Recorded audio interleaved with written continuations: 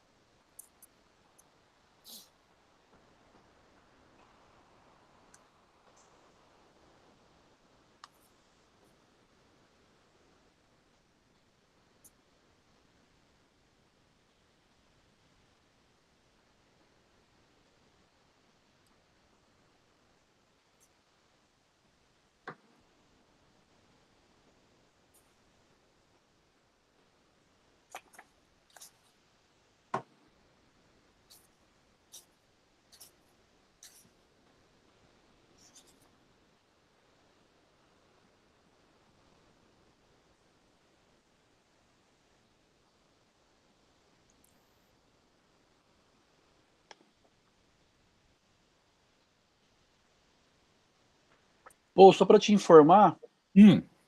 a gente está com essa sala aberta, mas por conta de não termos certeza da capacidade de público dela, a gente também abriu um endereço de transmissão. Então, a gente tem uma sala de transmissão. Além dessa sala, tem pessoas que podem estar assistindo a sua fala na sala de transmissão, que seria assim uma sala paralela a essa. Mas, em princípio, até agora, o Marcos Vinícius, né, que está coordenando aqui a parte técnica, que é nosso aluno aqui do mestrado em Antropologia Social na UFG, não deu notícias de que impossibilitou a entrada de ninguém. Até agora ninguém me reclamou que não conseguiu entrar na sala. Mas, de Tá toda bom. forma, a gente publicou os dois endereços, né? Essa sala e mais um endereço paralelo para evitar qualquer possibilidade de não ter como assistir a esse nosso bate-papo de hoje à tarde. Tá certo. E falta 2 minutos para as 16 horas, a gente vai começar religiosamente às 16.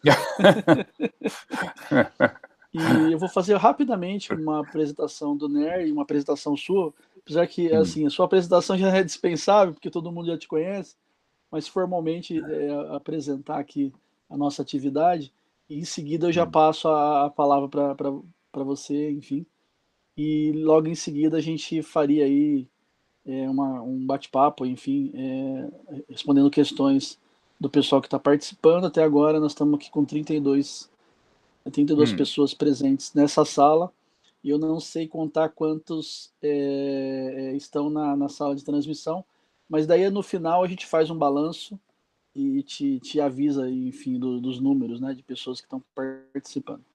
Tá bom, tá certo. Mas no momento dessa sala agora, e tá chegando aqui, então acho que vai ser bem legal. E, enfim, vários ex-orientandos seus, né, pô? Tem uma turma O boa aí, Rangel tá que aí? falou que vai estar presente. O Rangel tá aqui já. Então tem uma turma boa aqui que tá esperando para falar contigo. Para te ouvir, principalmente. Então, são Desculpa. 16 horas agora. Eu queria desejar uma boa tarde a todas, todos e todas que estão aqui hoje, nessa live do NER. O NER é o Núcleo de Estudos de Religião Carlos Rodrigues Brandão, aqui da Universidade Federal de Goiás. É vinculado à Faculdade de Ciências Sociais e aos programas principalmente de Antropologia Social e Sociologia. Mas na verdade, um grupo interdisciplinar. A gente tem a participação também de pesquisadores e pesquisadoras de outros programas da UFG e de outras universidades, principalmente o programa de Ciências da Religião da PUC de Goiás. Tem várias pessoas que participam conosco. Na verdade, a gente tem uma parceria com um grupo de pesquisa da PUC Goiás, que é o NEARG, que é um grupo também importante, coordenado pelo professor Alberto Moreira, que você conhece, pô. E por claro. conta da quarentena, as nossas reuniões, que são mensais, se transformaram nessas lives do NER. E eu tenho a maior satisfação aqui de contar, né, nessa tarde com a sua presença para debater esse tema fundamental que é da política, da religião, dos evangélicos na atual conjuntura brasileira. Como eu disse, né, no início, enfim, todo mundo que está aqui já te conhece, mas eu queria formalmente fazer uma apresentação rápida do professor Paul Freston, né, a formação dele, onde ele está trabalhando atualmente. Então, vou falar rapidinho, Paul, e daí logo em seguida eu já passo a palavra para você para a gente garantir o máximo possível de aproveitamento aqui do seu tempo nessa tarde com a gente, tá bom? Tá bom. Bem, o professor Paul Freston é graduado em História e Antropologia Social pela University of Cambridge, fez mestrado na University of Liverpool em estudos latino-americanos e também tem um outro mestrado em estudos sobre cristianismo na Regent College, no Canadá. É doutor em Ciências Sociais pela Unicamp e pós-doutor pela University of Oxford, né? Atualmente é professor catedrático em Religião e Política, no contexto global, na Wilfrid Laurier University, no Canadá, né? Bem, são vários livros, vários artigos, não vou gastar o nosso tempo aqui, porque, enfim, são também, né, um material bem conhecido por nós. A gente costuma dizer que quem está estudando o tema dos evangélicos hoje no Brasil, na América Latina, se não conhece Paul Freston, tem que começar do zero, porque, enfim, ele é uma referência fundamental hoje nos estudos de religião e política na América Latina e no mundo, né? Pô, enfim, eu não quero gastar muito tempo e eu queria já imediatamente passar a palavra para você e agradecer mais uma vez imensamente aí o prazer nosso de ter você nessa tarde com a gente aqui nessa live do nosso grupo de estudos. Muito obrigado. Eu que agradeço, Flávio. E eu ainda estou aprendendo a dinâmica das lives, então não sei se vai dar muito certo, mas vamos lá, né? A gente tinha pensado em falar sobre Bolsonaro e a relação com as igrejas evangélicas, e eu quero enfocar não tanto os detalhes do que tem acontecido durante o governo, mas pensar mais em termos maiores, mais amplos do populismo e o mundo evangélico, né? O eleitorado evangélico foi estimado em 31%, né, durante a última eleição. Então, é uma proporção nada desprezível. Agora, ao longo da campanha, a adesão a Bolsonaro foi sempre acima da média nacional, mas inicialmente não tão em cima assim. Inclusive, enquanto Lula ainda aparecia nas pesquisas, tinha mais preferências do que Bolsonaro. Claro, menos do que a média nacional, mas mais do que Bolsonaro. E no final da campanha, a preferência a Bolsonaro disparou, alcançando 12 pontos acima da média nacional, né? A preferência evangélica. E quanto ao apoio institucional evangélico, boa parte disso, dos setores mais expressivos, veio tardiamente, né? A Universal, por exemplo, né, a gente sabe que quase na véspera do primeiro turno, a ala principal das Assembleias de Deus, também tardiamente, a bancada evangélica no Congresso, oficialmente, só no meio do segundo turno. Aí eu pergunto, qual é o sentido religioso da eleição de Bolsonaro? Um comentarista que eu li falou que ele talvez seja o primeiro presidente do Brasil pós-católico. Primeiro presidente do Brasil pós-católico. Mas eu prefiro uma outra caracterização.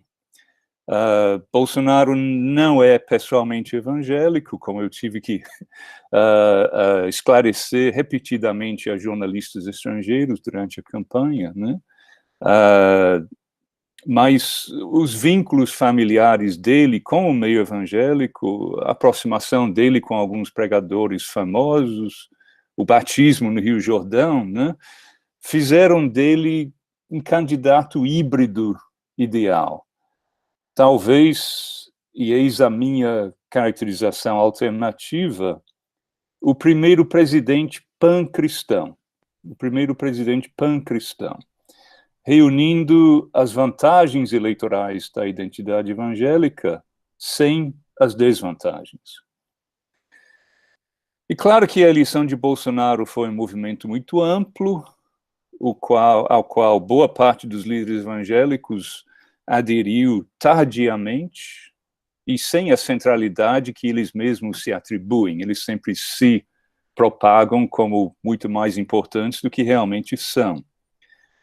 E era possível prever que não teriam nenhum pudor em repudiá-lo, se fosse necessário, mesmo porque boa parte deles haviam apoiado a base dos governos do PT.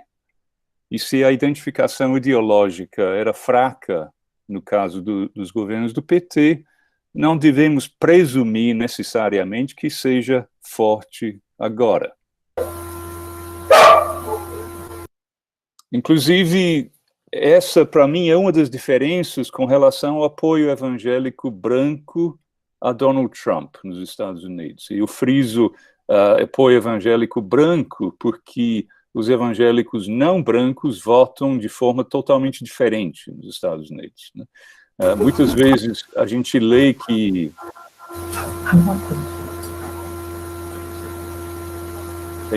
a gente vai pedir para desligarem os microfones, tá? Quem estiver entrando, desliga, por favor, o microfone para evitar os barulhos e atrapalhar aqui na conversa com o povo. A pessoa que abriu a sala consegue desligar de alguém que tenha esquecido, tá? Ah, ok.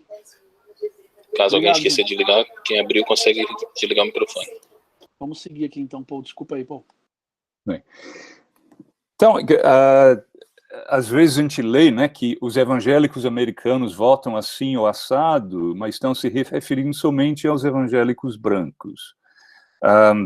E eu acho que os dois casos, o apoio a Trump e o apoio a Bolsonaro, podem parecer semelhantes, no sentido de um candidato que tem comportamento pessoal que contraria tudo que supostamente os evangélicos defendem, mas que mesmo assim consegue o apoio de boa parte deles, né? E de certa forma isso expõe a hipocrisia das posições defendidas anteriormente. Mas não é só isso, eu acho. No caso dos evangélicos americanos brancos, eu acho que eles votam em Trump e continuam com os seus mais ferrenhos defensores até hoje, porque o que eles querem é fundamentalmente falho e impossível, que seria a restauração de uma América imaginária, branca e todo-poderosa, né? Ou pelo menos um mundo onde as hierarquias raciais e nacionais não são contestadas. Mas tudo indica que o que a massa de evangélicos brasileiros que votou em Bolsonaro quer não é falho no mesmo sentido. E já em março de 2019, previsivelmente, a bancada evangélica se declarou independente do governo, reclamando da falta de diálogo e de cargos. E também, previsivelmente, com a popularidade em baixa, Bolsonaro intensifica os acenos à comunidade evangélica em termos de obrigações fiscais, juiz evangélico no Supremo, etc. Agora, a questão do populismo, né? A eleição de Bolsonaro pode ter sido surpresa, mas o êxito de alguém como ele certamente não é no contexto internacional da subida populista. Para muitos autores, o populismo é mais um estilo político do que outra coisa, mas para outros autores é mais do que isso. É a promessa de dar voz ao povo que se sente negligenciado e desprezado pelas elites distantes e muitas vezes corruptas. Então não seria mero estilo, seria uma ideologia rasa, e as motivações de apoio seriam variadas. E essa ideologia rasa do populismo enfatiza a desconfiança diante das elites e das instituições, uma narrativa de declínio nacional, a insistência no majoritarianismo e oposição ao pluralismo, a necessidade de liderança forte e mesmo não convencional, um estilo político agressivo e a defesa do, entre aspas, verdadeiro povo. Mas essas motivações não devem ser consideradas necessariamente irracionais, porque a democracia liberal empodera desproporcionalmente as camadas da população que dispõem de meios de mobilização autônomos. A democracia é sequestrada por aqueles que têm maior capital econômico, cultural e social. E as camadas menos favorecidas nesse sentido precisam da voz coletiva que identidades religiosas, entre outras, podem fornecer. Então, a subida do populismo no Brasil, claro que não pode ser interpretado em termos puramente brasileiros. Se beneficiou grandemente do contexto internacional. Mas existem especificidades nacionais. Primeiro, o neoliberalismo econômico radical. Segundo, ao contrário do Ocidente desenvolvido, o Brasil quase não tem imigração, quase não tem muçulmanos, quase não tem ameaça terrorista. O espaço do terrorismo é ocupado pelo crime. Em vez da imigração e as mudanças culturais que acarreta, temos as mudanças culturais defendidas por vários movimentos sociais. E o espaço do Islã no discurso populista é ocupado pela esquerda política. E, em terceiro lugar, enquanto que na França e na Itália, por exemplo, a extrema-direita recebe apoio desproporcional das regiões mais pobres e dos eleitores mais pobres, o caso brasileiro é justamente o contrário disso. E nisso reside, para mim, a importância especial do apoio evangélico a Bolsonaro. Os evangélicos são desproporcionalmente pobres, não brancos e femininos. O contrário da base original de apoio a Bolsonaro, desproporcionalmente rica, branca e masculina.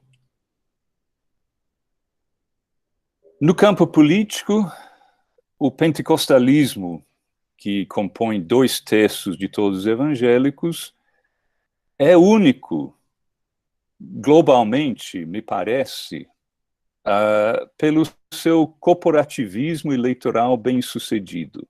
Ou seja, a prática muito conhecida de grandes denominações pentecostais apresentarem candidatos oficializados pela denominação, e o esforço de constranger os membros a votarem naqueles candidatos. E esse modelo tem sido tão bem-sucedido que domina todas as bancadas evangélicas no Congresso desde a segunda metade dos anos 80. E essa singularidade se deve principalmente ao sistema eleitoral e o sistema partidário brasileiros.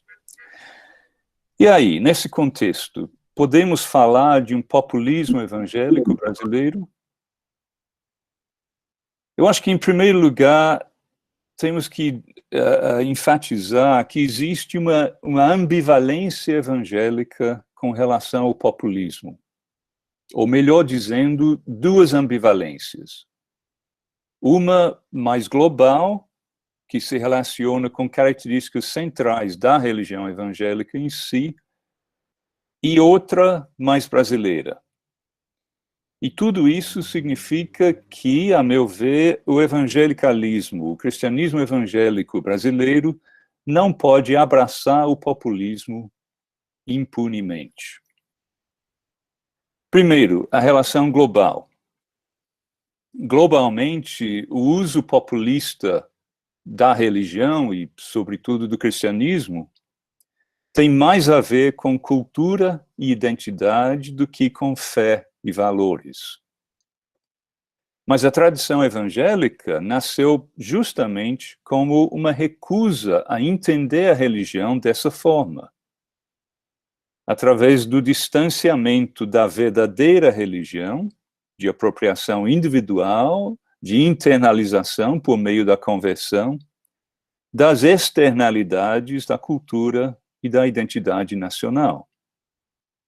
Assim, diz o sociólogo francês Olivier Roy, quanto mais alguém insiste na fé e não na identidade como o cerne da religião, menos propenso a votar em populistas. Em segundo lugar, a dimensão especificamente brasileira disso. Em alguns sentidos, o caso mais semelhante ao Brasil, internacionalmente, é a Polônia. Na Polônia, assim como no Brasil, tem um povo ainda bastante religioso, tradicionalmente católico, embora, obviamente, sem a onda de evangelicalismo. Há muito pouca imigração, e depois de 3 décadas de democracia, há uma reação cultural à ascendência dos valores liberais. Mas há também diferenças fundamentais entre o caso polonês e o caso brasileiro. Ao contrário dos populistas católicos poloneses, os evangélicos brasileiros não podem ser nostálgicos por um passado idealizado, não podem defender identidades religiosas e símbolos religiosos tidos como parte integrante da nacionalidade. Os evangélicos brasileiros também não podem imitar os evangélicos americanos no sentimento de ter perdido, entre aspas, um país que já foi deles. Na realidade, com a virtual ausência do Islã no Brasil, a posição ainda bastante marginalizada dos evangélicos se revela na maneira em que ocupa algo do espaço social que o Islã ocupa em boa parte do Ocidente desenvolvido como exemplar da pior espécie de religião. Há também fatores internos que complicam a adoção de uma postura populista por parte de evangélicos. O populismo evangélico brasileiro é limitado pela história da política pentecostal desde a redemocratização. E eu acho que mostra ainda uma consciência disso, uma consciência de hoje estar querendo ir além do reativismo para o ativismo, né? Para a disputa de uma agenda política que traz riscos para a continuidade mesmo do projeto político baseado no voto corporativo. Porque quanto mais ampla a agenda, maior a possibilidade do desacordo. E o manifesto da Frente Parlamentar Evangélica, que foi publicado 4 dias antes do segundo turno de 2018, mostra plena consciência disso, indo além da agenda que tradicionalmente defendemos, compreendemos que chegou a hora de fazer uma contribuição maior à sociedade. Isso depois de 30 e tantos anos de participação maciça no Congresso. Mas essa contribuição maior no manifesto se limita basicamente à necessidade de combater o que vem como propaganda comunista e ideologia de gênero nas escolas públicas e nas universidades públicas. O fato é que existem riscos para esses líderes pentecostais numa agenda política mais ampla. Líderes pentecostais na política, quando não estão simplesmente defendendo seus interesses particulares, geralmente enfatizam duas coisas. Primeiro, questões políticas que são de fácil tradução para a linguagem da igreja, e, em segundo lugar, abordagens a respeito do problema do Brasil que os mantém como figuras centrais. Nós compreendemos qual é o verdadeiro problema e nós somos a solução desse problema. Então, tendem a uma análise social simplista e interesseira, e que enfatiza a sua própria competência e a sua própria importância. Então, qual é a situação atual? Eu acho que devemos evitar conclusões exageradas e pânicos morais, principalmente por causa das divisões do mundo evangélico, que são não apenas conjunturais, mas são essenciais na organização social evangélica. Há zero possibilidade de união teológica, de união organizacional e logo de união política. Mesmo assim, claro, é possível que se tornem enablers, né, como se diz, habilitadores de uma nova onda de autoritarismo e de políticas econômicas neoliberais. É cada vez mais difícil chegar ao poder no Brasil sem conexões sólidas com o imenso mundo pentecostal entre os pobres. Os pentecostais podem não ser os salvadores políticos do país que eles se imaginam, mas, sem dúvida, não há mais salvação política para o Brasil sem conexões fortes com eles. E isso é um dilema muito sério para a esquerda. Um dilema crônico, aliás, para a esquerda. A esquerda, há muito tempo, não sabe o que fazer nesse sentido. Eu acho que isso tem várias dimensões. Primeiro, tem uma dimensão estilística, digamos assim. O pentecostalismo representa uma contestação contundente do ideal secular, do discurso racional, isento do registro passional sensual. Representa a volta da dimensão visceral repudiada por Kant, na sua exclusão da esfera pública, das formas de sociabilidade e conhecimento associadas às seitas religiosas. Também, eu acho que a esquerda, de tempos em tempos, reconhece a importância de conexões com a esquerda, mas não sabe o que fazer para construí-las. A solução exige muito mais do que reconhecimento da dificuldade. O ambiente mútuo de confronto que se instalou entre boa parte do pentecostalismo e boa parte da esquerda é prejudicial principalmente para a esquerda. E as acusações de ingratidão lançadas a pentecostais que se beneficiaram economicamente durante os governos petistas e agora votaram contra o PT, apenas ilustram a fragilidade dos elos construídos pelos governos do PT. É essencial para a esquerda entender as nuances do mundo evangélico, a diversidade eclesiástica, socioeconômica e política. Perceber as suas divisões e a consequente dificuldade em traduzir a expressividade numérica em poder político. E levar em conta a sua composição de classe, de gênero e de cor. Além disso, é necessário ter gente bilíngue, que saiba traduzir a mensagem da esquerda na linguagem característica do mundo evangélico.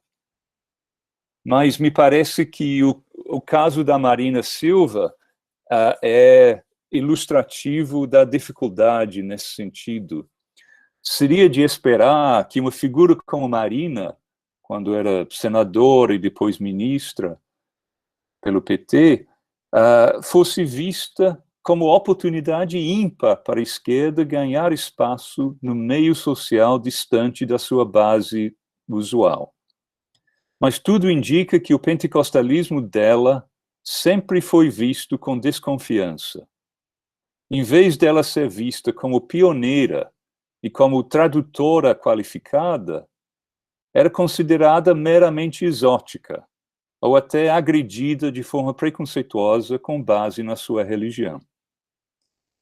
Mas, eu diria, a esquerda que mina a legitimidade de uma pentecostal como Marina está ajudando a ascendência política de uma pentecostal como Damares.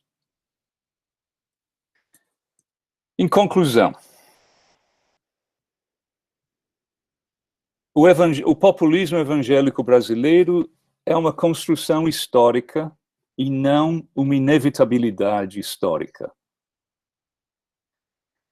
Os políticos pentecostais nunca foram portadores de um projeto político amplo e explícito. Antes, são portadores de algumas poucas aspirações vagas e de alguns desejos conservadores no campo social. Por causa disso, são muito vulneráveis a se tornarem alvos de setores políticos com interesses específicos. No Brasil e na América Latina como um todo, em alguns países mais do que outros, mas em todos, de algum grau, a novidade histórica, comparado com mudanças religiosas grandes em outras partes do mundo, é que o quase monopólio católico anterior tem sido erudido pelo protestantismo de dentro, não de fora, pela imigração, e de baixo para cima, né, das bases da sociedade, e não de cima através da ação do Estado ou influência das elites. Quando acontecem mudanças tão abruptas, religiosas, né, em outras partes do mundo, como a América Latina passou nesses últimos 50 anos, ou é por causa de imigração maciça, ou por causa de ação de cima pelo Estado,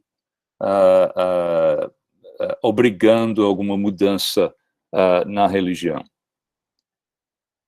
O fato de que a mudança na América Latina, o crescimento evangélico de dentro e de baixo para cima, esses fatores favorecem uma afinidade eletiva com o populismo.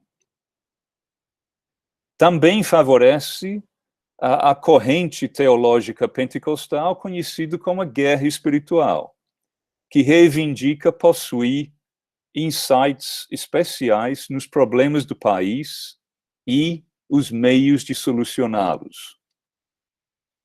Tudo isso se encaixa muito bem com a ideia populista de que existem formas de conhecimento que as elites não possuem, inclusive as elites intelectuais não possuem, e até desprezam, e que setores do povo são atores centrais num drama em que geralmente viram meros coadjuvantes.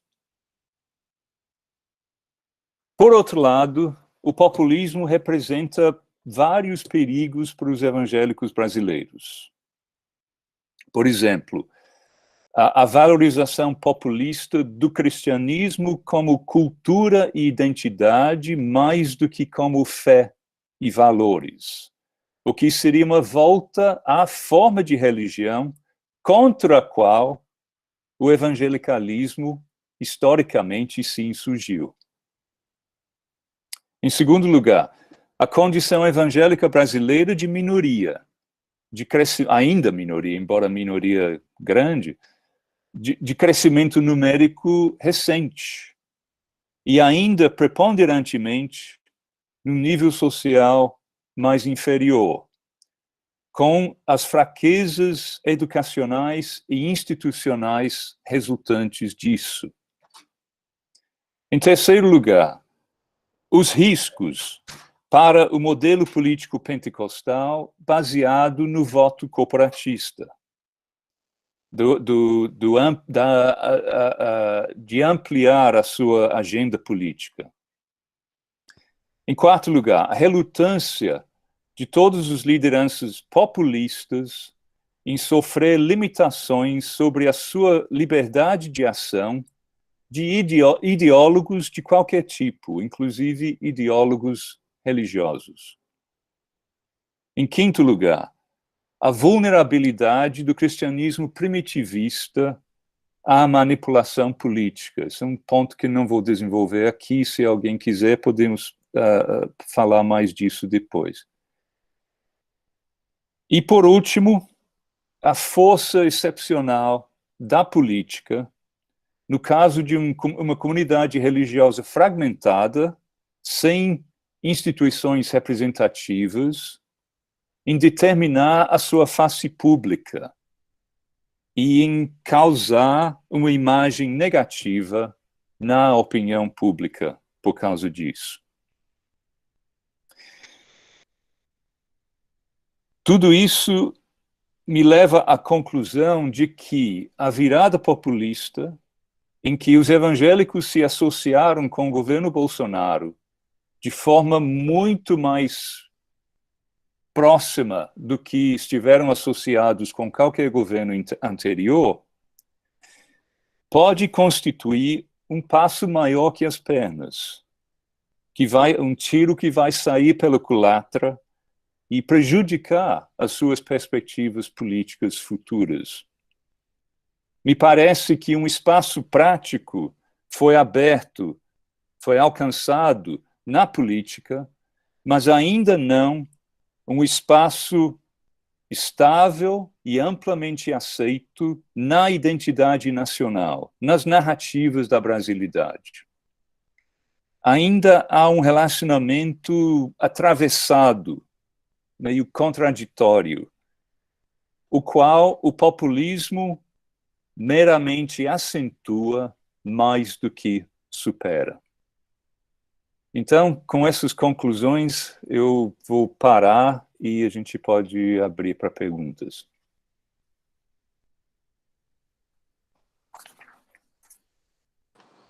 Muito obrigado, Paul, pela sua fala. Bem, seguindo aqui então o protocolo dessa nossa live, a proposta agora é abrir para alguns comentários e questões, para, enfim, aproveitar um pouco mais a sua presença aqui nessa tarde. Eu pedi para o pessoal que tem interesse em fazer algum comentário ou questão, que se inscreva aqui pelo chat, e eu vou tentar, enfim, né, seguir aqui as inscrições para as falas. Peço, por favor, que sejam breves para a gente aproveitar o máximo possível aqui os estudos recentes que o Paul tem desenvolvido na temática. Bem, está aqui o Rangel se inscreveu, então eu já passo a palavra para você, Rangel, fazer sua questão. Fique à vontade. Primeiramente, boa tarde para todo mundo, vou tentar ser breve. Professor, muito bom rever o senhor, mesmo que dessa forma. Né? A última vez que eu vi pessoalmente foi na defesa da tese. Eu vou tentar ser breve. Uma dúvida. Eu fiz algumas observações aqui, mas eu creio que outros vão querer falar. Primeiro, me parece que, apesar dos últimos escândalos e da nítida incompetência e má-fé do presidente na gestão do país, ele perdeu uma parte de apoiadores, né? Eu considero que seriam aqueles apoiadores que tradicionalmente votavam em centro, votavam em PSDB, né? Que eu costumo brincar aqui usando uma expressão no Brasil da Eliane Cantanhede, aquela jornalista da direita limpinha e cheirosa. Então parece que a direita limpinha e cheirosa abandonou o barco e provavelmente numa próxima eleição volta para o PSDB, Partido Novo, etc.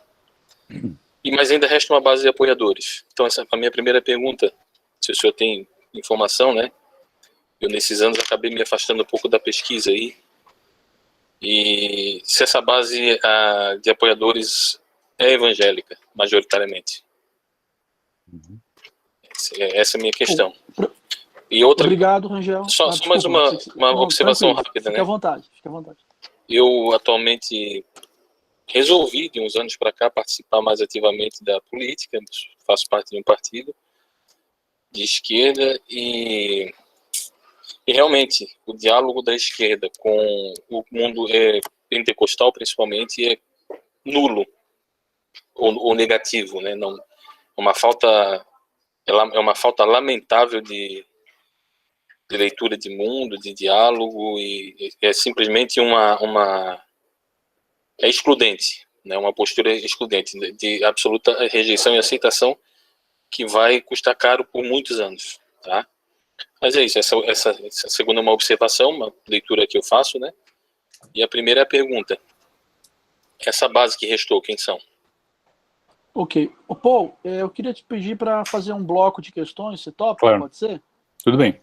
Então agora nós temos aqui o Périx Andrade, professor Périx Andrade inscrito, Kengo Sato e Adriana Leles. E depois dessas 3 questões a gente volta para você, pode ser? Tá bom. Então tá bom, agora eu passo então para o Périx, por favor.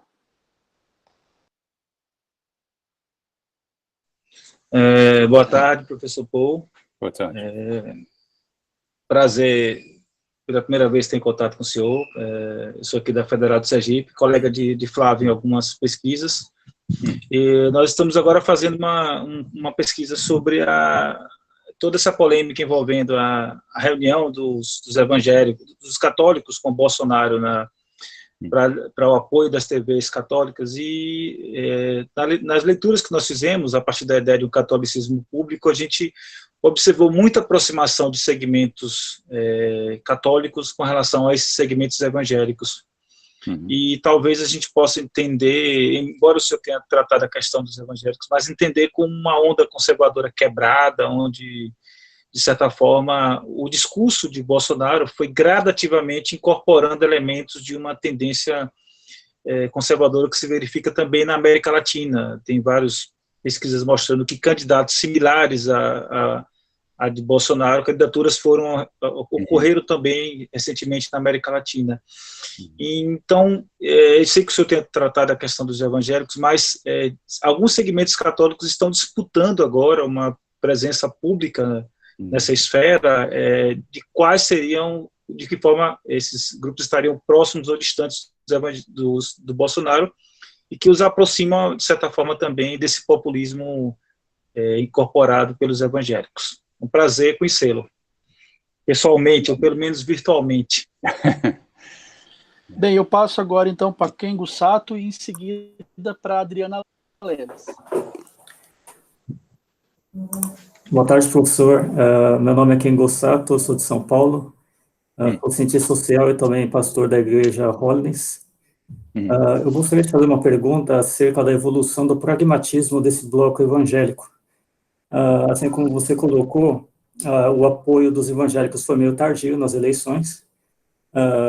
Logo após a eleição também houve uma indicação, digamos assim, independência, entre aspas, né, em suas posições.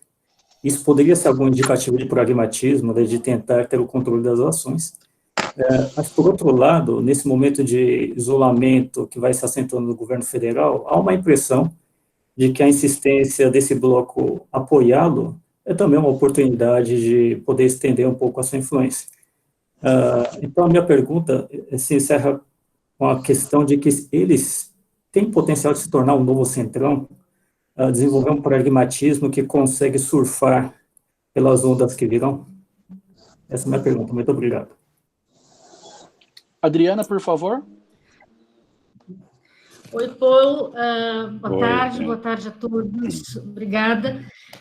Paul, a minha pergunta para você diante disso que a gente está vivendo agora, essa ascensão dos evangélicos tão evidente no mundo da política brasileira, desta forma como está sendo posta, qual é o dano que isso vai causar, né, para a igreja cristã brasileira? Quando eu falo igreja cristã brasileira, eu tento colocar desta forma, não apenas aquela igreja que se chama mesmo evangélica, porque parece que isso aí já começa a ter uma pequena diferença, mas assim, a igreja cristã, as comunidades cristãs, especialmente as igrejas históricas, se você vê que isso pode, em algum curto ou médio prazo, representar um preconceito realmente acentuado e com evidência, com fatos do que pode, de motivos reconhecidos para isso.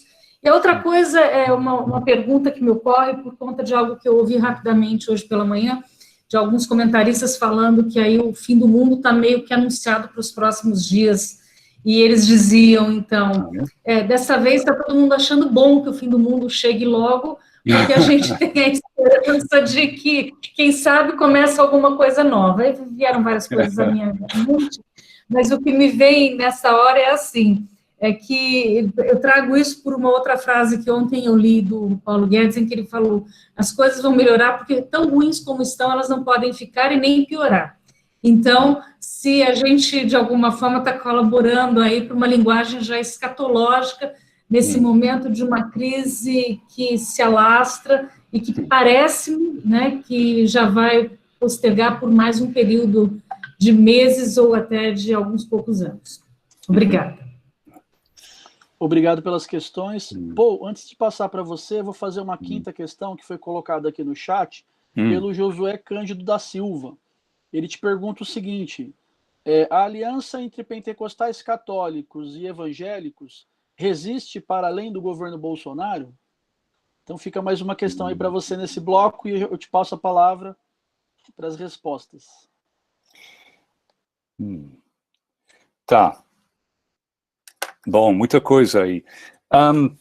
A questão do abandono, é claro que o abandono tem vários tipos de abandono, assim como teve vários tipos de adesão, né, eu acho.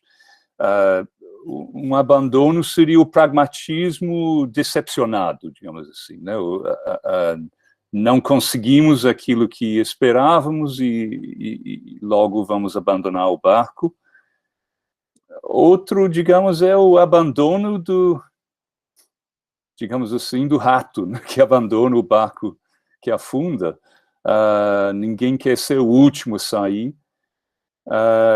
Então, eu acho que em alguns casos é isso, é um abandono estratégico, por meio da percepção de que a aposta em Bolsonaro foi furada, né? Mas, por outro lado, acho que tem aqueles... alguém aludiu, eu acho, né, de certa forma, a tentação da ideia de ser os últimos defensores, né? Todo mundo abandonou, mas eu vou continuar, e a possibilidade até de alcançar um espaço maior dentro de um governo que já não tem tanto apoio assim. E isso, para alguns, pode ser realmente atraente. Eu acho que também tem outro tipo de abandono que eu já vi expresso em artigos. De certa forma, um abandono mais de princípio. É um conservadorismo que já não... já percebe que Bolsonaro não representa adequadamente a aposta no conservadorismo, né? E que ele tem outras agendas que não contemplam eu li um artigo, por exemplo, de um pastor da Assembleia de Deus, basicamente se distanciando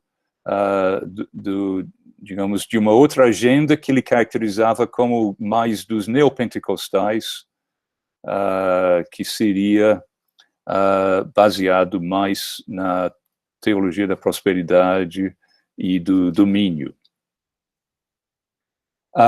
a questão da esquerda, o dilema da esquerda, eu acho que só vai piorar.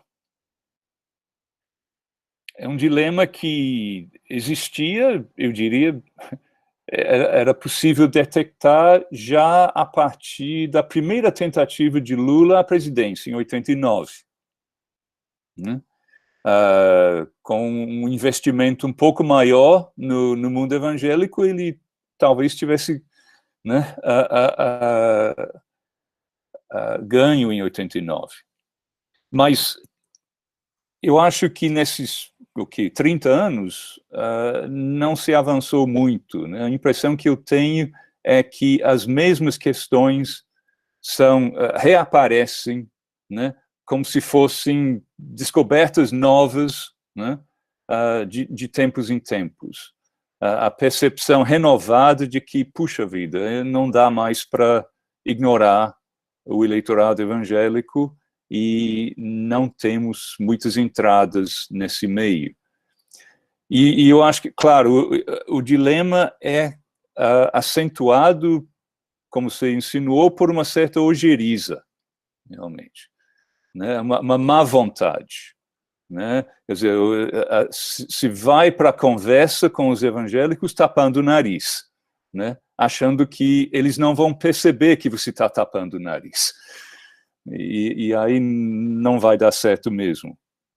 A questão do catolicismo, que apareceu em várias falas aí. A primeira questão da aliança entre católicos e evangélicos, se vai sobreviver a Bolsonaro, eu creio que sim, mesmo porque vem de antes de Bolsonaro. Não foi uma aliança provocada puramente por Bolsonaro. Ele foi... ele se beneficiou dessa aliança que já estava em curso de se constituir. E eu acho que provavelmente vai sobreviver ao fim político dele. A importância, claro, dos evangélicos é que dos católicos é que os evangélicos não são nem o único segmento religioso do bolsonarismo, né? E principalmente em certos setores, por exemplo, nas relações exteriores, na educação, me parece que você tem outras correntes religiosas que têm muito mais força do que os evangélicos. E não só isso, geralmente eles se beneficiam de, embora sejam minoritários dentro do mundo católico, eles mesmo assim se beneficiam de várias vantagens que a Igreja Católica tem no contexto brasileiro por todos os séculos de história e a construção de vínculos muitas vezes de bastidores. E muitas vezes me parece que a estridência evangélica é mais sinal de fraqueza do que de força. Os católicos podem se dar o luxo de serem menos estridentes, porque eles têm esses vínculos mais naturais, entre aspas, construídos há décadas ou séculos. E os evangélicos são arrivistas e que constantemente se acham marginalizados mais do que deveriam ser pela força numérica que têm, e que logo têm que gritar para serem ouvidos. Então, eu acho que realmente os evangélicos, é possível exagerar a importância deles. Agora, em outras partes da América Latina, a equação pode ser um pouco diferente. Por exemplo, na América Central, vários países, na América Central em geral, mas você tem os países mais evangélicos, proporcionalmente, de toda a América Latina, são um bloco de 4 países da América Central. Digamos, uma mancha, se quiser, no mapa, né? Que é Guatemala, Honduras, El Salvador e Nicarágua. E aí, o que você tem, basicamente, é quase que uma paridade cristã. que você tem países onde os evangélicos quase equiparam aos católicos, em termos de adesão nominal, sem falar em grau de prática, de militância, mas meramente em adesão nominal. Por exemplo, se não me engano, em Honduras, a diferença é muito pequena, uns 5 pontos apenas, né, de católicos a mais do que evangélicos. E isso talvez já tenha mudado, né, que isso tenha uns 6 anos que foi feita essa pesquisa. Ou seja, você tem quase que uma situação de paridade entre as confissões cristãs. E outra coisa que faz parte desse quadro é que o catolicismo que restou, digamos, nesses países, bem diminuído como porcentagem da população, é um catolicismo bem mais evangélico, entre aspas, no sentido de que é um catolicismo mais praticante, né, mais militante, porque para permanecer católico, você tem que escolher permanecer. Você tem que saber por que você permanece. Então, isso já muda a natureza da adesão católica. Então, na América Central, a situação realmente é um pouco diferente. O Brasil não chegou nesse ponto, nem sei se vai chegar, talvez, mas está longe disso ainda. E, por outro lado, você tem outros países que ainda têm uma porcentagem bem menor de evangélicos, em que não há a mesma possibilidade de influência política, de influência eleitoral. A questão do pragmatismo, sim, eu acho que o pragmatismo do apoio não dá conta do campo todo, mas é uma característica forte, é uma característica que marca boa parte do envolvimento político evangélico desde os anos 80, né, que sempre caracterizou boa parte das bancadas evangélicas, e logo não vai desaparecer só porque chegou um Bolsonaro. Então, a tendência de ser situacionista, mas situacionista não por convicção, mas por oportunismo, isso continua. Agora, claro, você tem também, digamos, os verdadeiros crentes, ou seja, né, aqueles que acreditam mesmo num projeto, seja bolsonarista ou, digamos, outro projeto de direita, talvez desiludido já com Bolsonaro, mas uma adesão, digamos, mais principista nesse caso. Eu diria que isso não caracteriza tanto as maiores denominações pentecostais, caracteriza mais os agrupamentos que são menores numericamente, embora influentes em outro sentido, um pouco mais altos na escala social, né, como as igrejas dirigidas por apóstolos e né, mais ligados rigorosamente a certos fenômenos norte-americanos que estão crescendo lá em termos da teologia do domínio, da nova reforma apostólica e coisas do tipo. A questão sobre o apocalipticismo, né, o discurso do fim do mundo, eu acho que uma pandemia é muito propícia para isso, inevitavelmente. Né? É um discurso que já é presente de qualquer forma, né? É um discurso que aflora, né, por qualquer motivo, sempre, e uma pandemia, então, abre espaço para um reforço desse tipo de discurso.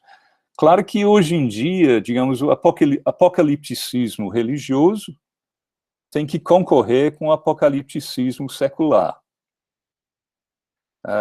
E eu acho que, digamos, a diferença fundamental entre esses dois apocalipticismos é que o apocalipticismo religioso é fundamentalmente otimista, embora otimista, digamos assim, pós-traumaticamente. Depois de um trauma, tudo dá certo, né? O mundo acaba bem, né? No apocalipticismo religioso. No apocalipticismo secular, é fundamentalmente pessimista. O mundo acaba mal, e há grande probabilidade da humanidade não aprender a tempo as lições devidas. O dano para as igrejas, bom,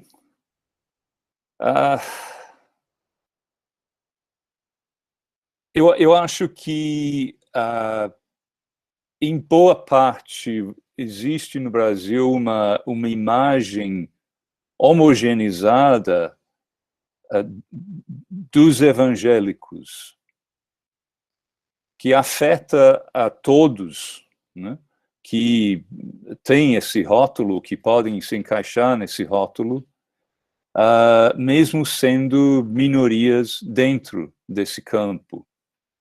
E nesse sentido, como eu aludi na minha fala, quando você tem um mundo religioso que, ao contrário do mundo católico, que tem as suas divisões internas, é óbvio, mas que tem uma hierarquia reconhecida internamente e externamente pela sociedade como um todo mundo sabe quem é que manda na Igreja Católica, né? Quem é que tem a possibilidade de falar com autoridade pela Igreja, né?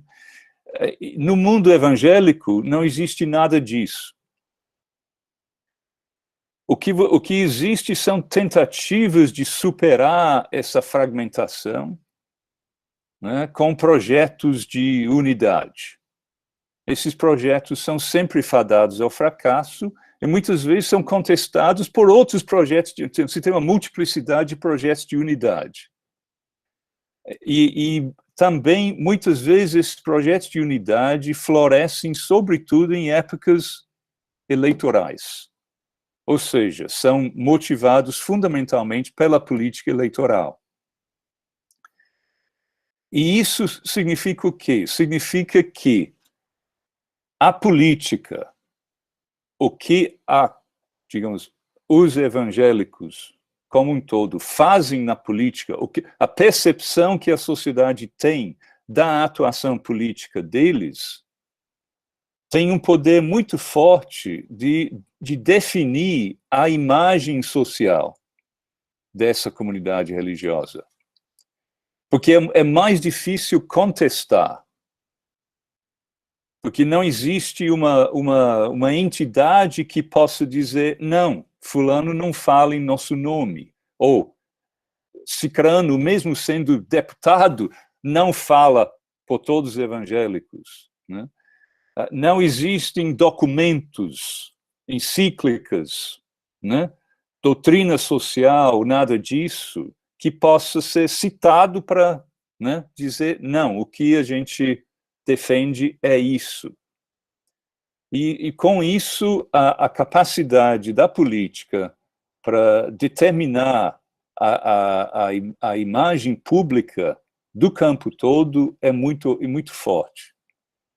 E nesse sentido, eu acho que esse passo maior que as pernas, no sentido de uma associação muito forte com o governo Bolsonaro, pode, dependendo de como esse governo, né, enfim, né, o que vai acontecer com ele, mas isso pode acabar tendo um impacto forte sobre a trajetória futura da comunidade religiosa como um todo, e não apenas na sua atuação política.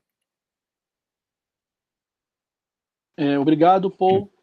Bem, eu queria propor para o pessoal, a gente está aqui, Paul, não sei se é possível ver por aí, mas estamos com uma faixa dos 147, 148 pessoas participando nesse momento, e tem mais 4 pessoas inscritas para falar, e várias questões no chat. Eu queria propor, se você topar, para a gente encerrar aqui agora as questões, né, as inscrições, e fazer um bloco com esses 4 perguntando, né, 4 professores que vão perguntar, fecha esse bloco e vai para um último bloco rápido com as questões do chat, pode ser? Tá bom. Então tá bom. Então, olha, os inscritos é o Sérgio Mendonça, o Thiago Meirelles, Marcomini e Ítalo Reis. Então a gente faz nessa sequência as 4 questões, o Paul responde, e em seguida eu venho com as questões do chat e a gente vai encerrar a reunião a partir dessas questões, pode ser?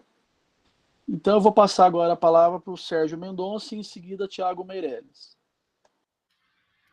Boa tarde. Eu peço, por favor, que sejam breves para a gente aproveitar aqui a presença do Paul. Obrigado.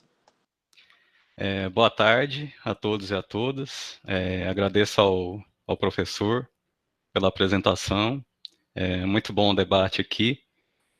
Eu queria fazer uma pergunta, observando o comportamento da frente parlamentar desde o governo Temer, né, que a frente parlamentar evangélica ela aderiu, né, ao impeachment da Dilma, seguiu com o Temer, né, no teto de gastos, na reforma trabalhista, enfim, numa agenda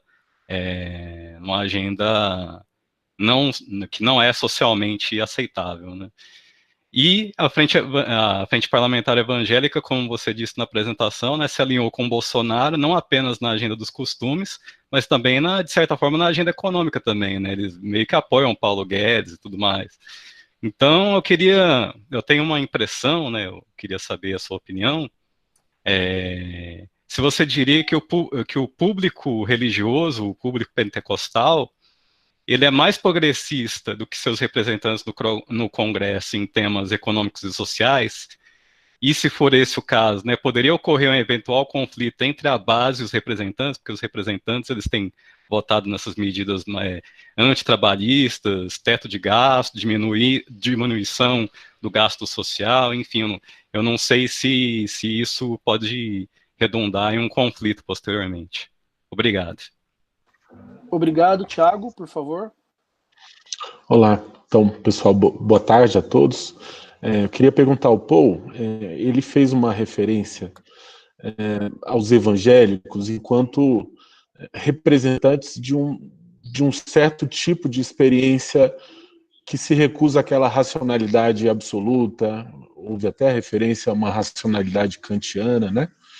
E que esses evangélicos valorizam na sua experiência outras dimensões, a dimensão emotiva, afetiva, erótica e etc. Essa é uma ótima chave para compreender esse grupo, e às vezes eu vejo até no meio acadêmico uma outra chave de entendimento onde se faz a oposição entre civilização e barbárie.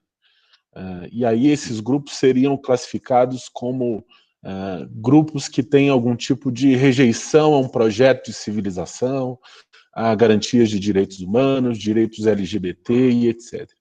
Então, a minha pergunta tem a ver com esse diálogo que se estabelece na esfera pública com os evangélicos e quais seriam os limites dessa ideia que a gente ouve com alguma frequência, de que os evangélicos, ou de que parte desses evangélicos representariam uma rejeição a aspectos fundamentais dos direitos humanos e do projeto de civilização.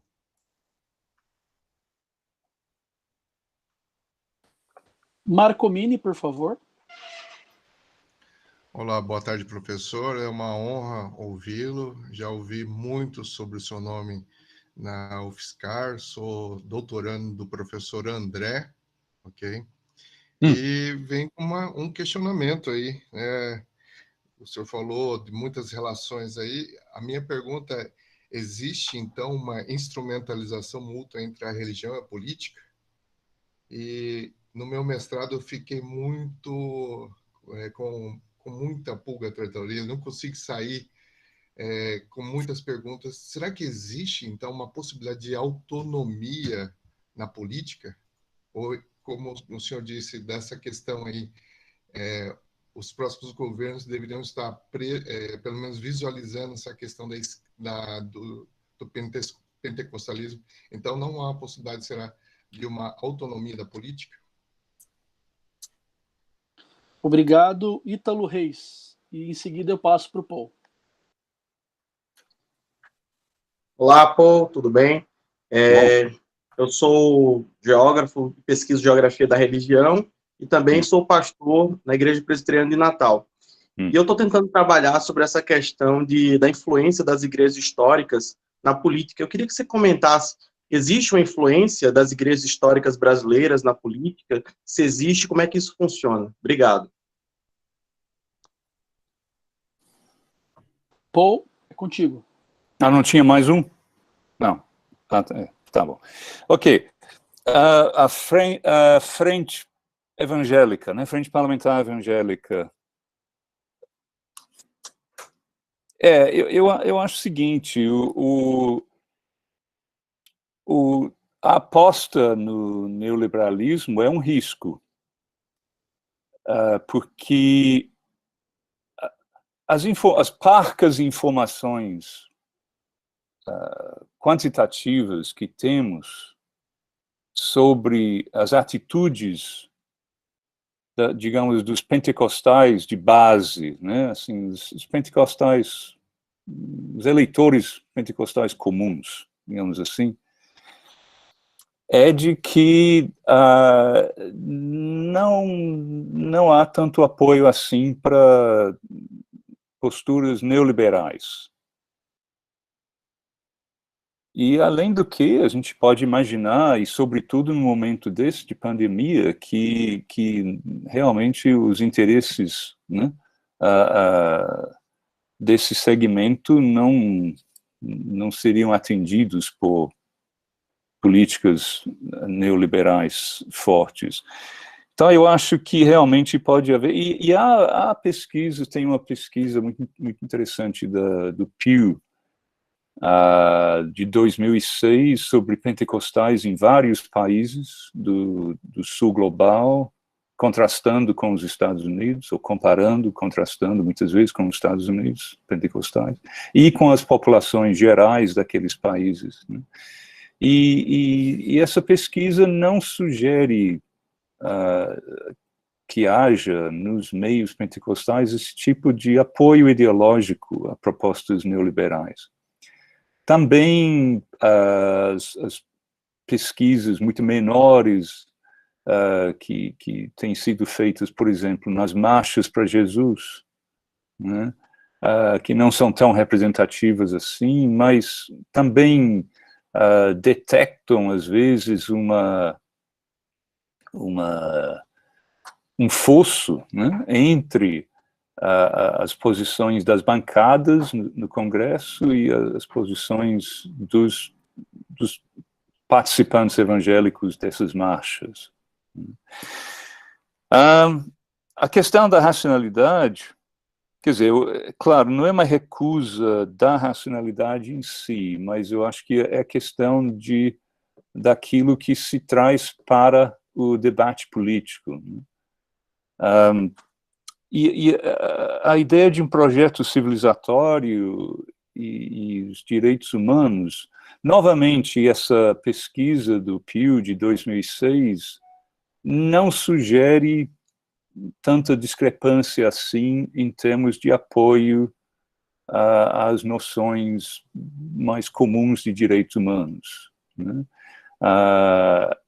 Agora, eu acho que o que existe, sim, é uma certa dificuldade, novamente, de tradução, né? Porque, digamos assim, em boa parte, o mundo pentecostal é o mundo dos pobres que obedecem à lei. Cada vez mais se caracterizam assim, né? Não estou falando dos líderes, né, que são, às vezes, outra coisa, mas os membros comuns são pobres que se orgulham de ser observadores das leis, são pessoas que muitas vezes vêm de contextos sociais que supostamente seriam contextos propícios à criminalidade, à marginalidade, etc. ou a determinados vícios, etc. E, no entanto, eles se caracterizam por outro tipo de comportamento, né? Então, eu acho que, nesse contexto, dá para entender como um discurso baseado fortemente nas causas sociais dos comportamentos não encontra eco facilmente. Tem que ser traduzido, tem que ser explicado. E a gente sabe que, geralmente, as militâncias, né, os ativistas de direitos humanos não vêm dos mesmos meios sociais da imensa maioria dos pentecostais. Vêm de um outro meio em termos de nível social, nível educacional. Então, quer dizer, é necessário traduzir. E quando você quer que os direitos humanos sejam... Tem uma frase fantástica, um artigo muito interessante, que eu já usei muitas vezes nas minhas aulas aqui, sobre o processo, a comissão que elaborou a Declaração Universal dos Direitos Humanos, em 48. E que eles formaram uma outra comissão, uma comissão filosófica, né, para ajudá-los nisso. E um dos participantes dessa comissão filosófica foi o Jacques Maritain, né, o famoso filósofo, teólogo católico francês. E ele depois falou uma frase muito interessante. Todos nós concordamos a respeito desses direitos, desde que ninguém nos pergunte por quê. Ou seja, quer dizer, ok, o direito em si a gente concorda. Por que cada um defende? Aí difere. Aí difere. Então, eles logo descobriram, olha, se a gente for elaborar mesmo uma Declaração Universal de Direitos Humanos, a gente não pode se basear em determinada base filosófica. Tem que ser uma coisa que possa, sim, ter várias justificativas, né, de várias origens, de várias correntes, várias partes do mundo. Senão, não será universal, não terá chance de ser universal. E até hoje me parece que quando se usa o bom senso, quando se quer, por exemplo, quando se pensa, os conceitos, né, universais, supostamente universais de direitos humanos, têm mais dificuldade para ser aceitos no mundo islâmico, e você quer superar isso, o que se faz? Você não entra no mundo islâmico dizendo, vocês têm que parar de ser muçulmanos, e aderir. Não, isso não tem jeito. O que você vai fazer? Você vai tentar encontrar no pensamento islâmico bases para a defesa dos direitos humanos. Você vai traduzir, você vai encontrar ecos nativos, né, dentro de cada tradição. Alguém faz isso com os pentecostais? Se faz, eu desconheço, né?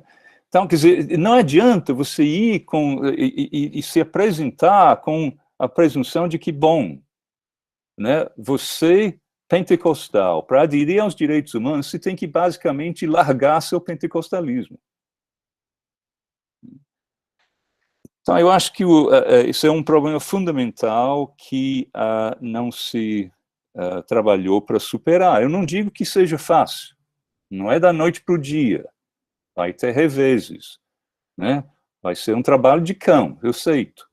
Mas foi tentado. A questão da instrumentalização, sim, instrumentalização mútua, sem dúvida. E às vezes é difícil saber quem está instrumentalizando quem, né? Ou os dois lados podem achar que estão, mas um, de fato, está se beneficiando mais do que o outro. Agora, tem uma coisa a respeito disso, que eu aludi na minha fala, mas não desenvolvi. A questão do cristianismo primitivista. O termo primitivista não é pejorativo, é só a ideia do primitivismo, ou seja, quanto mais perto das origens, mais puro. Né? Essa ideia. Então, o cristianismo primitivista quer voltar às origens. Lê a história posterior como uma história de declínio, né? De afastamento daquela pureza original. O pentecostalismo, cujo nome, né, se refere justamente ao momento fundador da igreja, né, o dia de Pentecostes, a descida do Espírito Santo, é o primitivismo por excelência. E aí Tocqueville diz que, nesse sentido, o cristianismo que se baseia, ou quer se basear, somente no Novo Testamento, tem uma fraqueza política fundamental.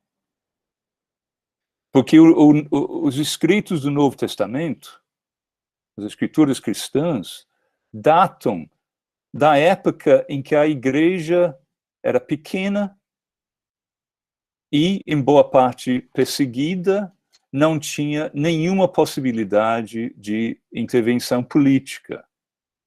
Não tinha membros, ou pouquíssimos membros, com alguma influência, alguma conexão com as elites políticas. Então, o cristianismo que se baseia só nisso tende ao apoliticismo. Digamos, a posição default do cristianismo primitivista é o apoliticismo. Não é a teocracia, é o apoliticismo. Isso não quer dizer que não possa desenvolver outras tendências, inclusive teocráticas. Mas o apoliticismo está ali sempre. Porque o primitivismo, no caso cristão, remete a isso, que é um contraste com o primitivismo muçulmano. Porque o Islã nasce em outra circunstância. O fundador do Islã governa um Estado, lidera exércitos. O fundador do cristianismo morre como criminoso nas mãos do Estado. Né? E por 300 anos, que não é pouco tempo, seus seguidores não têm nenhuma possibilidade de influência política. Então, por causa disso, o primitivismo cristão tende a levar a isso.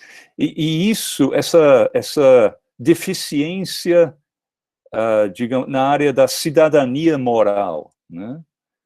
Como o Tocqueville diz, essa deficiência não é tão grave em épocas de autoritarismo, em épocas em que os governos querem súditos obedientes. Mas em épocas mais democráticas, quando se exige cidadãos atuantes e não súditos obedientes, se torna uma deficiência grave. E aí você tem que superar, de alguma forma, essa deficiência. Como? Uma maneira, uma solução óbvia, porém, digamos, complicada, é olhar a outra parte das escrituras aceitas pelo cristianismo, ou seja, o Velho Testamento, as escrituras hebraicas. Porque aí você tem relato de um povo que se autogovernava, pelo menos em parte da sua história, fala de reis, né, de governantes, de profetas que falavam diretamente com os reis.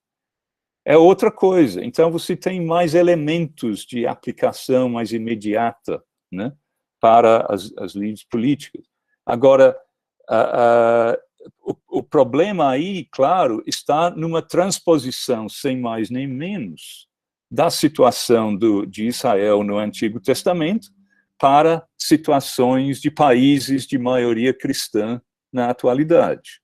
E isso leva a todo tipo de problema que a gente vê na história, né? Outra possibilidade, outra maneira de superar essa deficiência é a maneira, por exemplo, da Igreja Católica, que você tem uma ideia de um magistério contínuo, né, que se desenvolve ao longo do tempo, que vai percebendo as implicações, né, e a partir do final do século XIX, começa a construir todo um corpo de doutrina social, né, de encíclicas sociais. Em alguns meios protestantes históricos, você tem um pouco disso também. Conceitos de, digamos, de desenvolvimento, de desenrolar das implicações históricas, e tal, que é diferente do primitivismo. É um pouco o contrário disso. A ideia de que os tempos primitivos não são necessariamente os melhores para perceber todas as implicações da fé. Então, mas para os grupos que adotam fortemente o primitivismo, esses recursos não existem.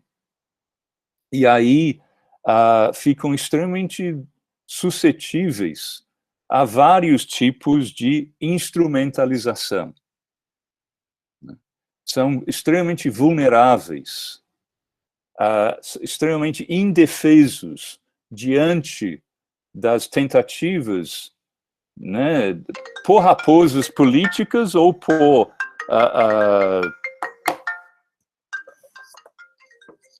desculpe, né, as tentativas de instrumentalização política por parte de políticos mal intencionados ou mesmo bem intencionados. Então, eu acho que, nesse sentido, o problema talvez seja até um problema crônico para o pentecostalismo.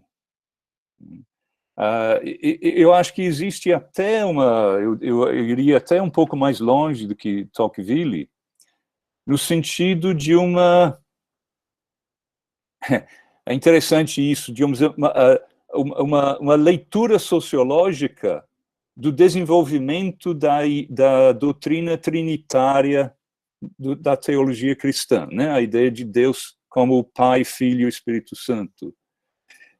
E é interessante que um dos primeiros teólogos no século IV, que fala mais do desenvolvimento do Espírito Santo, da teologia do Espírito Santo, fala dessa questão de etapas necessárias, que primeiro você tinha que, né, falar do Pai.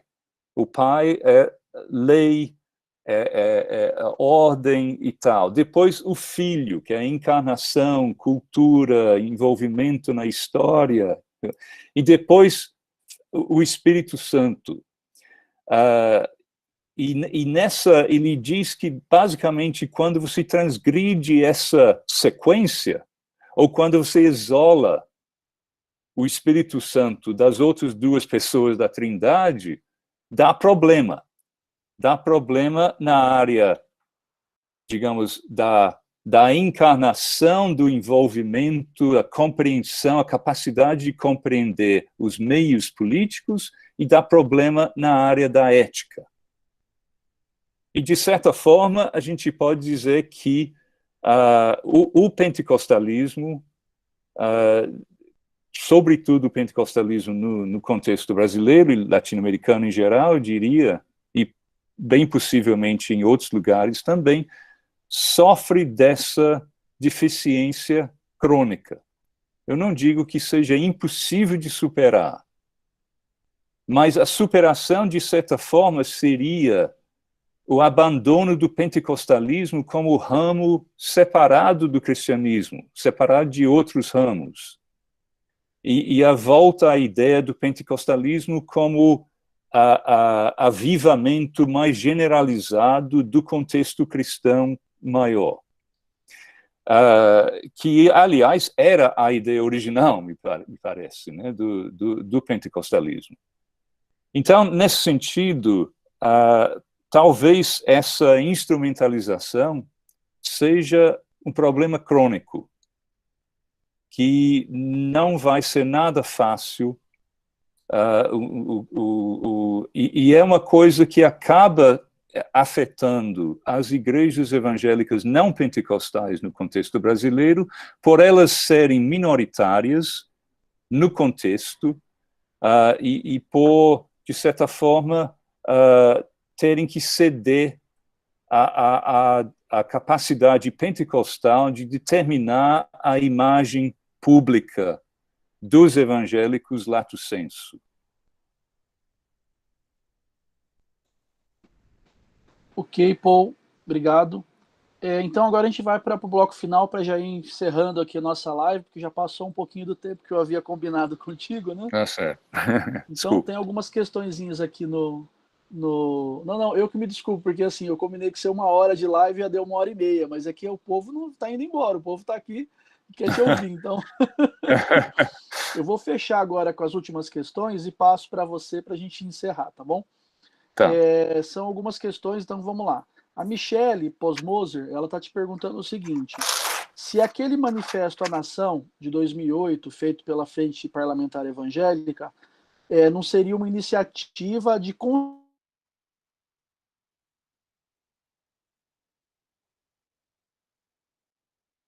Alô?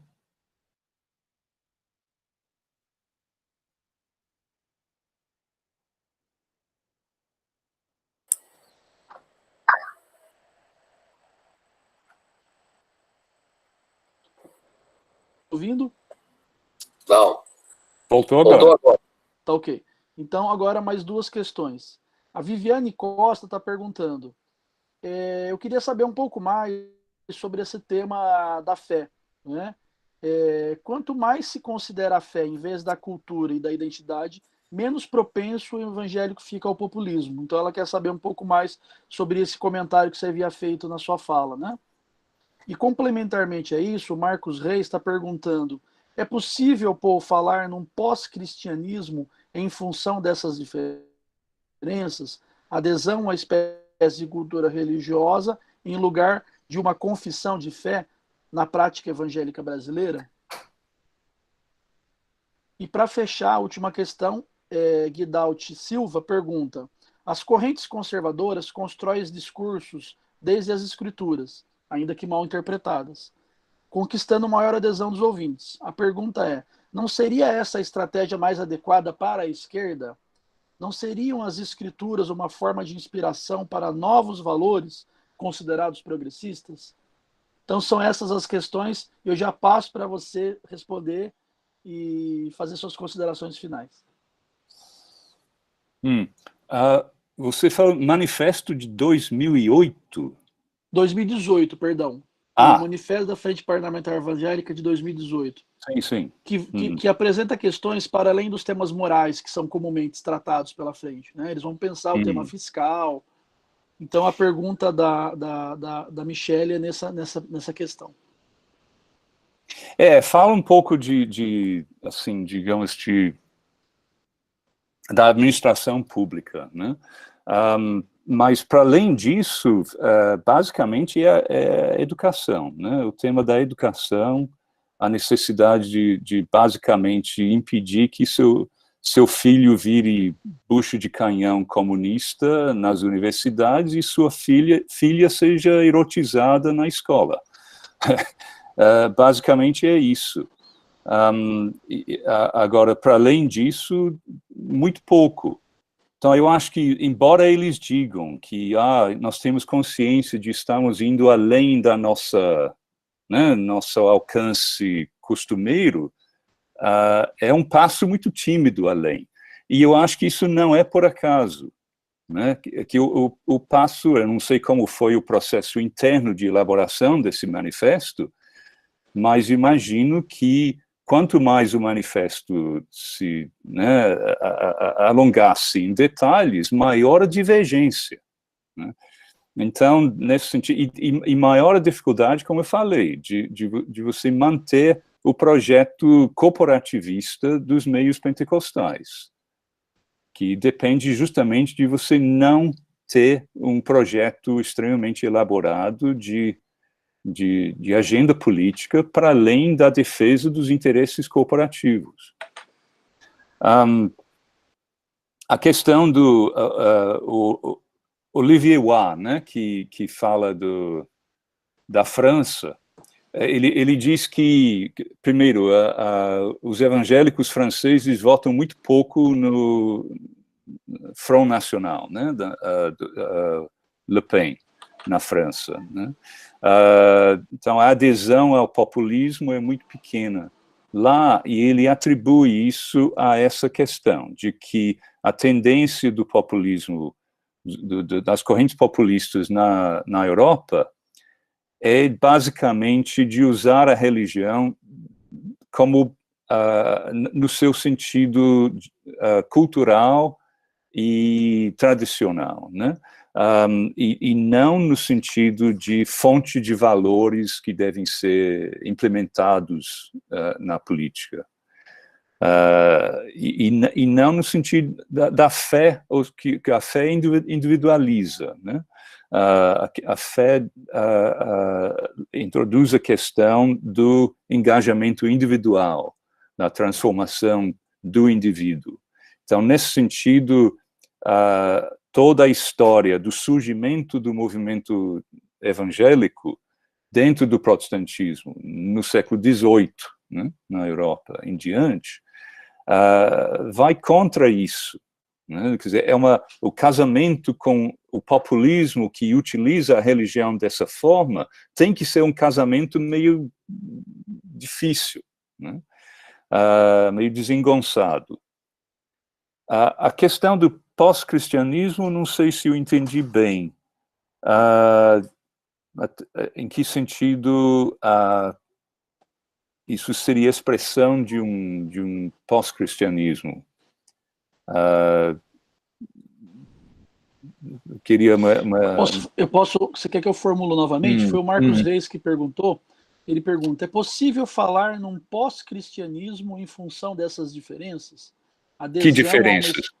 Pois é, ele está seguindo aqui a pergunta da Viviane Costa, né? A Viviane Costa pergunta, gostaria de saber mais sobre a questão de quanto mais se considera a fé, uma vez em vez da cultura e identidade, menos propenso o evangélico fica ligado ao populismo.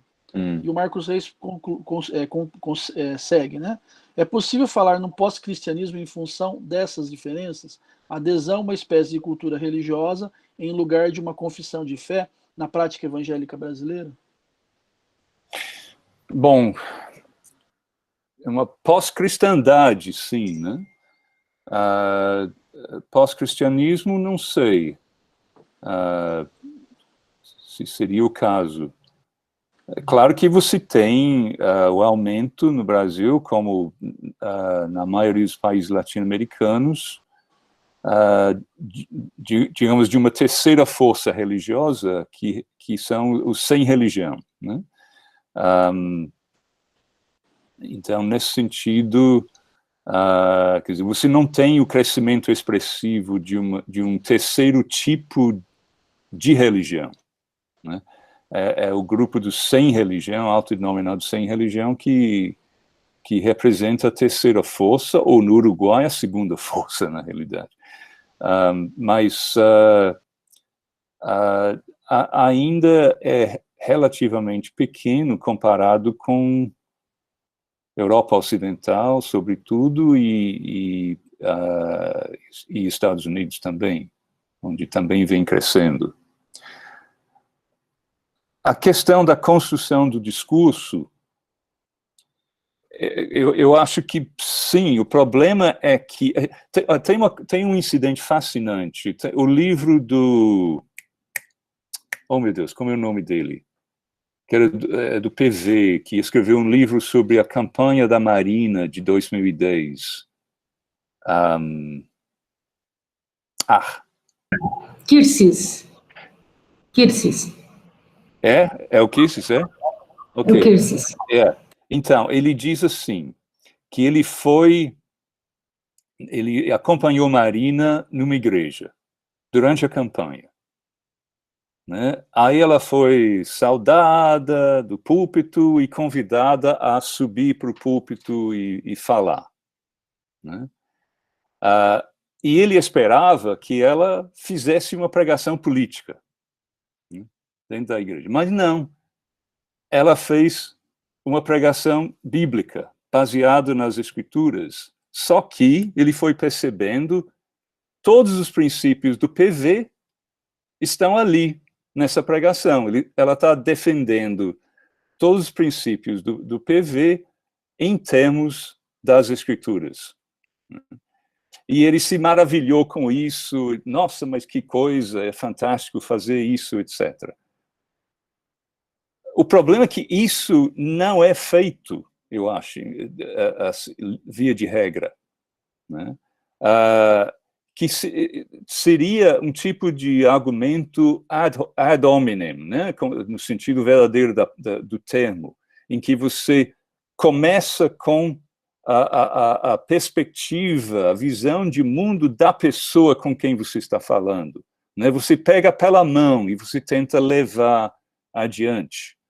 Né? Então, você tem que transmitir as suas ideias que você quer defender politicamente em termos daquela comunidade, em termos da linguagem usada, entendida, valorizada por aquela comunidade. E isso não é feito, e, por outro lado, a gente pode dizer que a direita sabe muito bem fazer isso.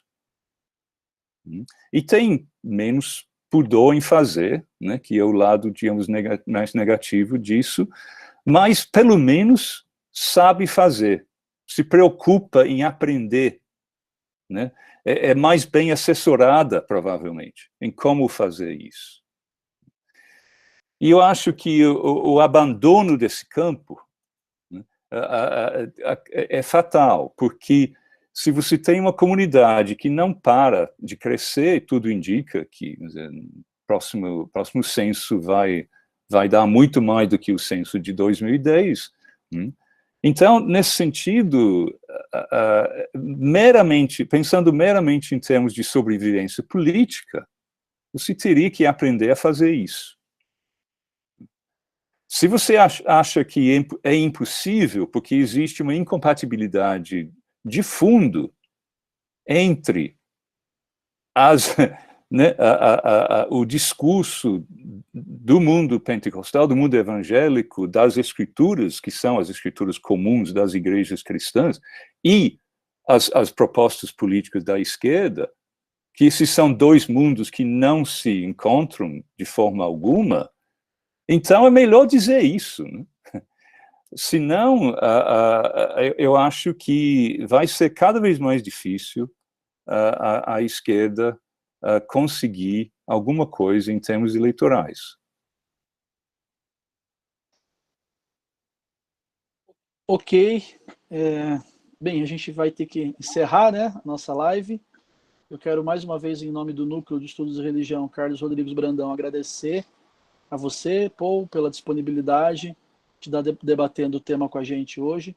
Quero agradecer muito a presença de todos e todas que participaram nessa tarde com a gente. Foram mais de 148 participantes, Paul, da live hoje. Muitas pessoas deixaram abraços aqui para você. Enfim, é uma lista imensa de pessoas que deixaram recados. Depois eu te mando tudo para o seu e-mail.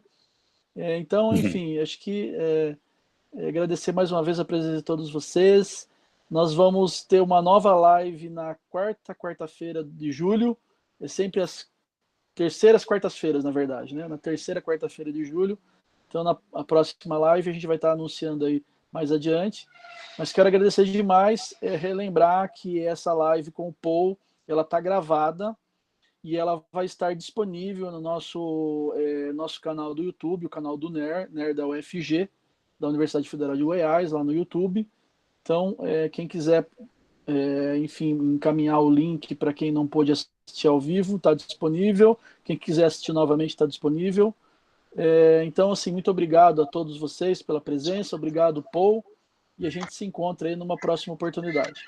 Flávio, Oi. se eu puder falar um minutinho, passou tanta gente por aqui, e inclusive potenciais participantes das conferências que a gente está pensando em organizar, né? Então, eu vi aqui num relance, Ari Pedro Ouro estava por aqui, Angélica Tostes, o Clemir Fernandes, muita gente que pode participar com a gente no futuro e o convite vai ser feito. Não, com certeza, enfim, os pesquisadores e as pesquisadoras do NER em peso, do NEARG em peso, o Alberto Moreira está aqui, o Rudolf von Sinner estava até agora de pouco, ele teve que sair um pouco antes, mas deixou um abraço, a Maria das Dores Campos Machado, o Emerson Giumbelli, o Daniel Alves, o Eduardo Quadros, André Vettorati, minha colega aqui da Sociologia, Carlos Caldas, Carol Gols, minha esposa, a Cristina Vital, a Claudirene Brandini, vários orientando seus, né? Puxa! Marcando presença. A Cristina Castro, a Tina, né, aqui presente também. Quem mais? Geraldo Demore, enfim, João Paulo Silveira, o Paulo Gracino, Pedro Sayum, Ricardo Campos, a professora Irene Dias aqui da PUC, enfim, uma turma muito boa que participou essa tarde com a gente. E é um prazer imenso mesmo ter esse pessoal todo com a gente, que tem produzido ciência social da religião hoje no Brasil e na América Latina. Que bom. Mais alguma coisa, Tiago? Posso passar a fala final aqui para o Paul? Claro, claro. Paul, então, por favor. Eu acho que só para completar um pouco, dar um pouco assim o peso do outro lado de uma coisa que eu falei sobre primitivismo, que eu acho que na sociologia da religião a gente sempre caminha entre, de um lado, né, o essencialismo e, por outro lado, o contextualismo, né? O essencialismo enfatiza o peso das tradições, né, das tradições religiosas, e, por outro lado, o contextualismo enfatiza o peso do contexto social, né? E eu sempre tive uma pendência mais para o lado do contextualismo, né, a força dos contextos, a impossibilidade da gente ler as consequências políticas a partir das doutrinas religiosas, né? Porque tem tantas coisas que intervêm no meio, que afetam, né, as consequências políticas. Por outro lado, eu acho que assim, depois de tantas décadas de observar a evolução, ou, né, as mudanças dentro da política pentecostal no Brasil, me parece que há certas coisas, uma força da tradição, né, que é não impossível de superar, mas não deixa de ser muito difícil. E por isso que eu enfatizei aquela ideia, primeiro de Tocqueville, né, do primitivismo, da deficiência na moral política, das formas primitivistas de fé, e, por outro lado, aquela ideia das implicações do desenvolvimento da doutrina trinitária, e as deficiências na área da ética e na área do engajamento, da adaptação ao meio. Então, me parece que, nesse sentido, há um debate interessante a ter, né, sobre até que ponto, afinal, há certas coisas que são, se não totalmente insuperáveis, pelo menos muito difíceis de superar, né, no pentecostalismo, sobretudo, que afetam a sua capacidade de atuar politicamente e que vão continuar afetando, né, apesar de transformações no contexto.